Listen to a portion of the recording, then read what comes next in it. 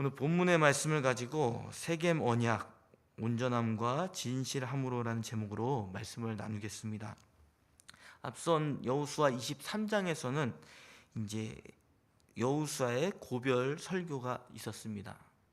그 가운데서 하나님의 행하신 일과 마땅히 또 해야 될 의무에 대해서 말씀을 했습니다. 오늘도 세겜이라는 지역에서 하나님께서 여호수아를 통해서 또 언약을 체결하시는 내용들이 담겨 있습니다. 그런데 23장을 다시 한번 반복하는 내용으로 보여지고 있습니다. 왜 그런가 하냐면 그 언약을 체결함에 있어서 하나님의 행하시는 일을 강조하고 그 다음에 마땅히 우리가 행해야 될 올바른 반응에 대해서 설명해 주고 있기 때문입니다.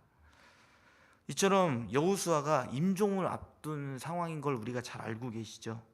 임종을 앞둔, 죽음을 앞둔 가운데서 남은 이스라엘 백성들에게 주고자 했던 메시지, 그것은 잘 알고 계시다시피 하나님의 일하심이죠. 하나님이 자기 백성을 구원하시기 위해서 계획을 세우시고 그 계획을 이루시기 위해서 신실하게 그것을 행하시는 하나님에 대해서 이야기하고 있습니다. 그렇게 되었을 때 우리가 하나님의 일하심을 우리가 정확하게 알고 믿는다면 우리는 반드시 나타나야 될 반응이 있다는 것이죠. 그것이 무엇이냐면 바로 오늘 제목처럼 온전함과 진실함이라는 것입니다. 하나님에 대한 온전함과 진실함을 설명하고 있는 것이죠. 그래서 오늘 세겜이라는 장소에서 이제 언약을 이제 체결하는 내용들을 보게 되는데, 우리 다 함께 1절 말씀을 읽겠습니다. 시작. 여호수아가 이스라엘 모든 지파를 세겜에 모으고 이스라엘 장로들과 그들의 수령들과 재판장들과 관리들을 부르매 그들이 하나님 앞에 나와 선지라. 아멘. 이 세겜이란 세겜은 이제 앞선 장소로 이렇게 설명이 되는데, 아브라함이 하나님으로부터 이 땅을 줄 거라는 약속을 받았던 곳이었습니다. 그리고 야곱이 베델로 가기 전에 그 전에 우상들을 묻었던 장소로 알려져 있습니다. 그리고 오늘도 세겜이라는 곳에서 언약을 체결하는 것을 봤을 때 참 이 세겜이라는 것이 굉장히 상징적인 의미가 있죠. 이것을 그냥 상징적인 의미로 풀자고 한다면 하나님의 언약의 말씀이 흘러가는 곳이다라고 우리가 이해할 수 있을 것 같습니다. 그래서 1절 말씀에서 우리가 읽으셨다시피 그가 세겜이라는 곳에서 하나님의 앞에 나와 섰다고 이렇게 표현하고 있죠. 우리 이스라엘 모든 백성들이 하나님 앞에 나와 섰다고 이렇게 표현하고 있습니다. 이렇게 하나님의 앞에 나와 섰다고 표현하는 것은 그냥 정황으로 봤을 때 실로에 있던 그 회막에 있던 언약궤를 가리키는 것으로 보여집니다.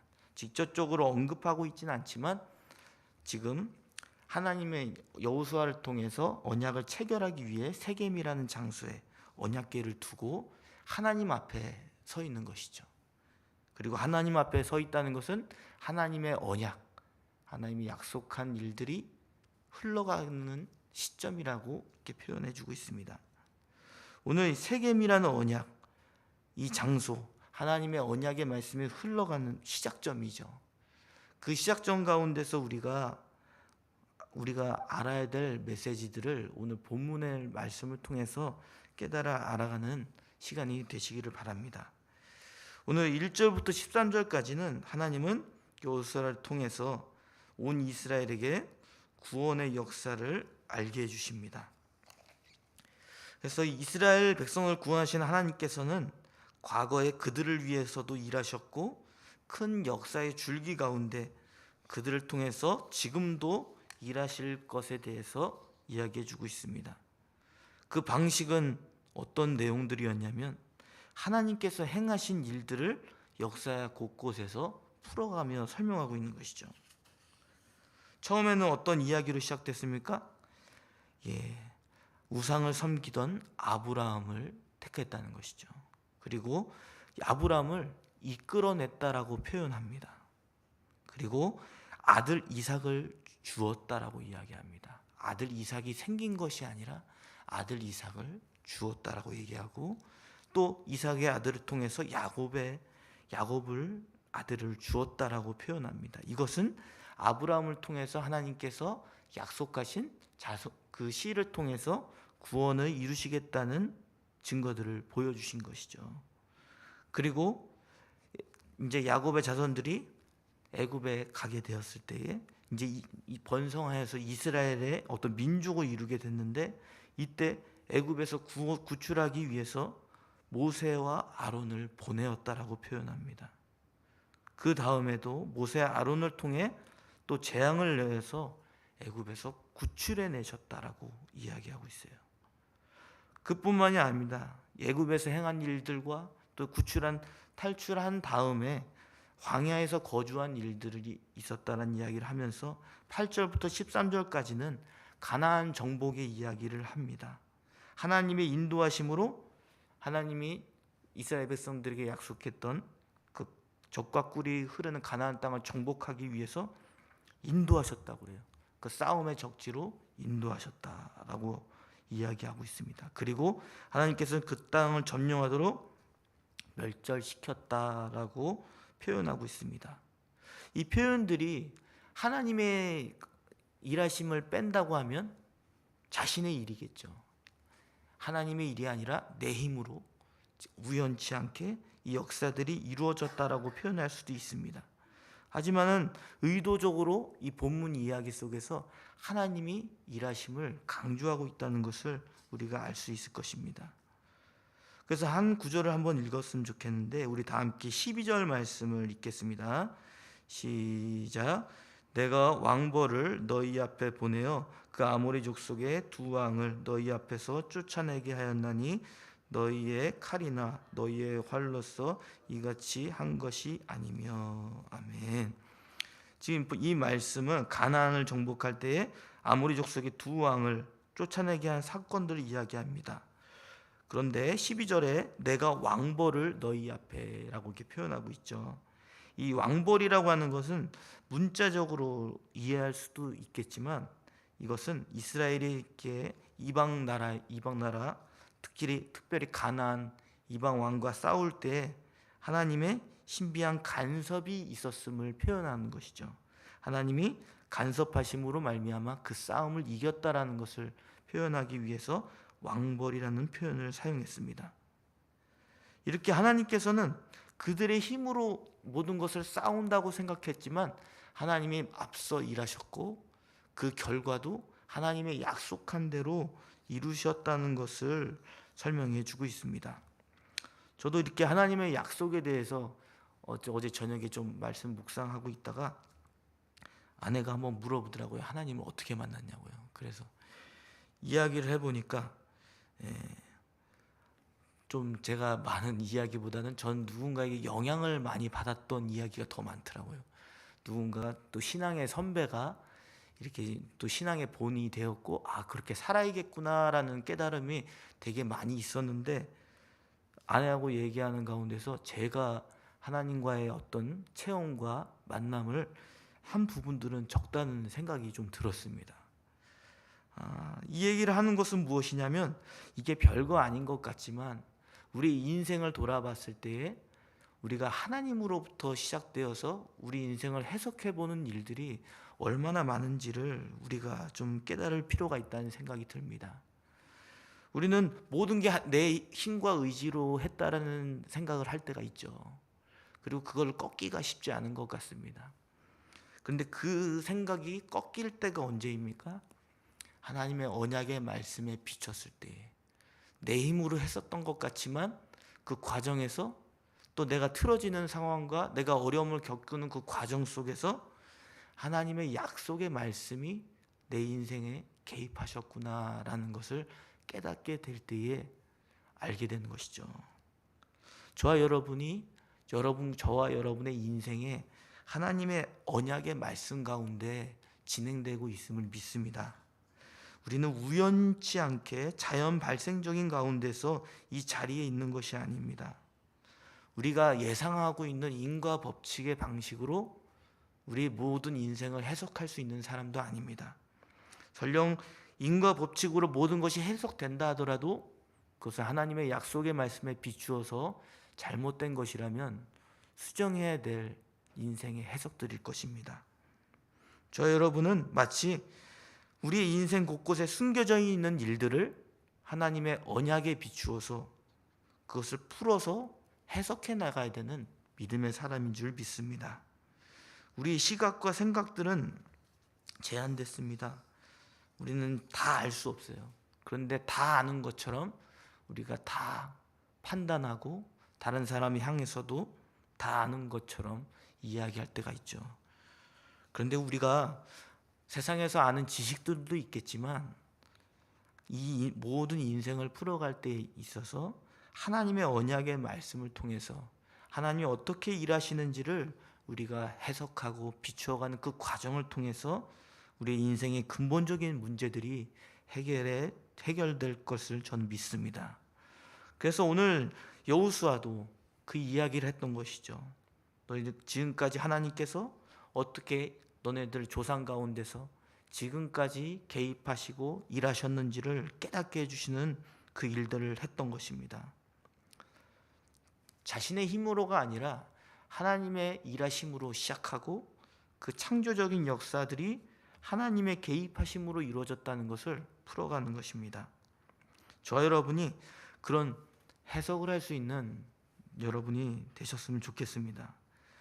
어떠한 해석이냐면 하나님께서 이루어가는 모든 인생의 문제들을 하나님의 계획 가운데서 그리고 하나님이 그 계획을 성취하시기 위해서 신실하게 일하시는 분이심을 믿고 나아가는 것이죠.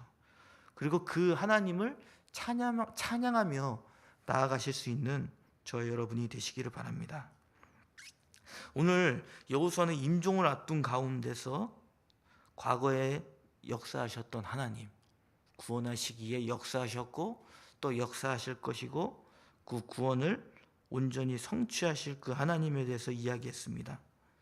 그리고 하나님 앞에서 하나님의 언약의 말씀이 흘러가는 그 이야기들을 전했습니다.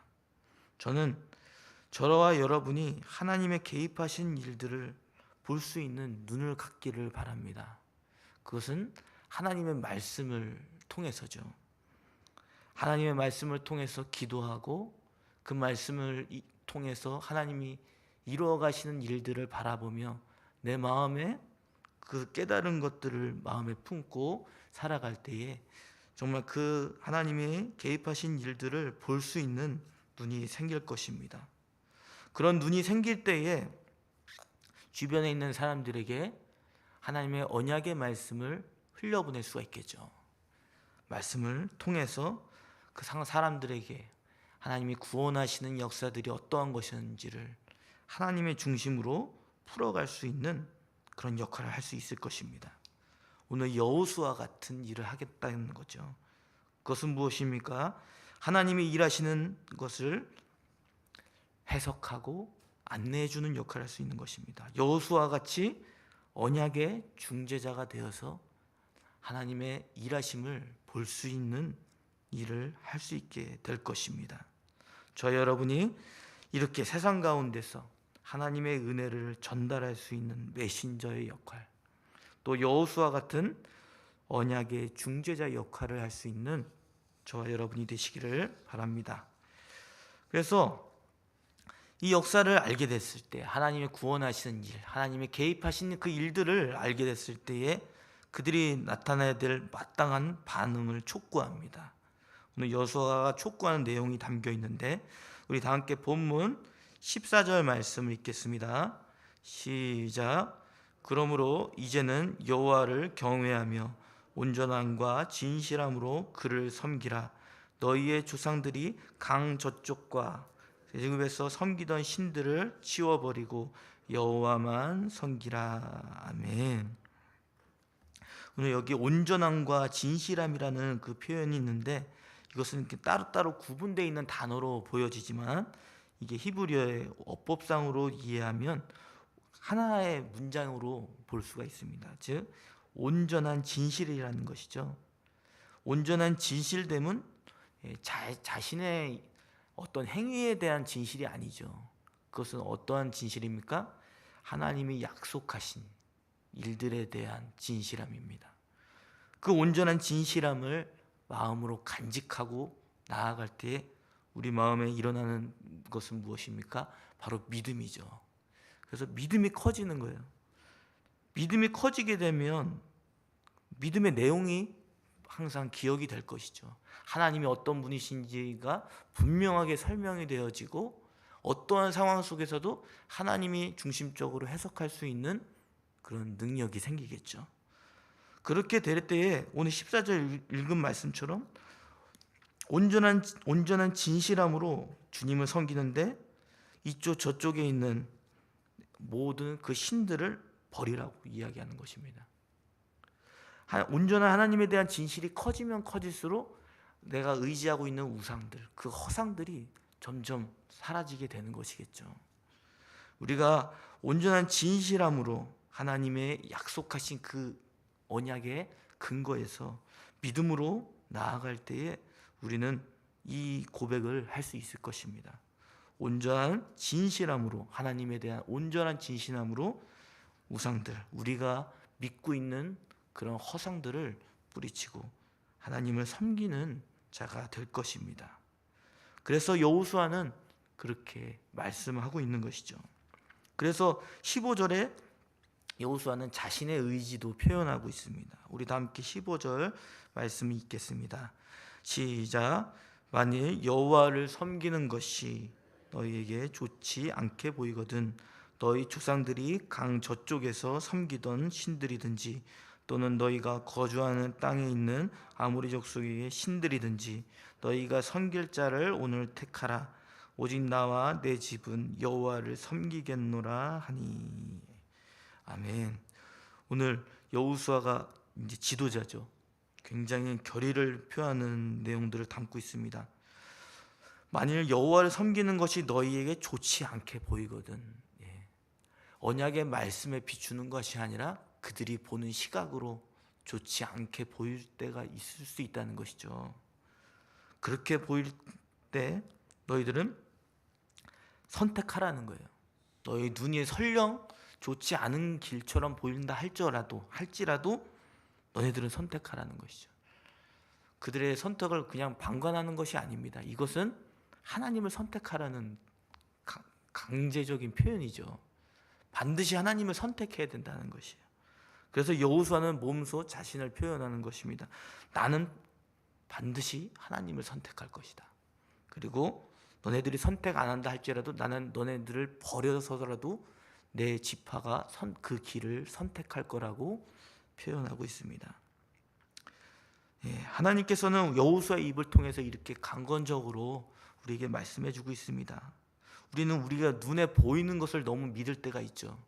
즉 현재 보이지 않는 길, 하나님의 약속의 말씀을 따르는 일보다, 하나님을 생각하는 일보다 세상을 선택하고 세상의 것들을 만족하는 것들을 우리가 선택할 수 있습니다. 그러나 우리의 눈을 믿지 말라는 것이죠. 하나님의 약속의 말씀을 근거해서 그것을 선택하라는 것입니다. 그렇게 될 때에 과거에도 일하셨던 하나님이 지금도 앞으로 미래에도 영원히 함께할 것이라는 말씀을 우리에게 주고 계시는 것입니다. 말씀을 맺겠습니다. 세겜에서 시작된 언약의 체결은 하나님의 언약의 말씀이 흘러가는 시작점이었습니다. 그것의 내용의 시작은 무엇이냐면 하나님께서 그들을 위해서 구원하신 일들을 기억하라는 것이었습니다. 오늘 여호수아는 세겜이라는 곳에서 하나님의 일하심을 일깨워주는 언약의 중재자 역할을 했습니다. 우리도 여호수아 같은 언약의 중재자가 되셨으면 좋겠습니다. 하나님의 언약의 말씀을 깨닫게 해주고 하나님의 일로 해석할 수 있게 하는 그런 언약의 중재자의 역할들을 감당하시면서 여호수아처럼 오직 하나님만을 선택하겠다라는 그런 결심과 각오를 하시며 나아가시는 저와 여러분이 되시기를 바랍니다. 우리 다 함께 들은 말씀을 가지고 기도하겠습니다.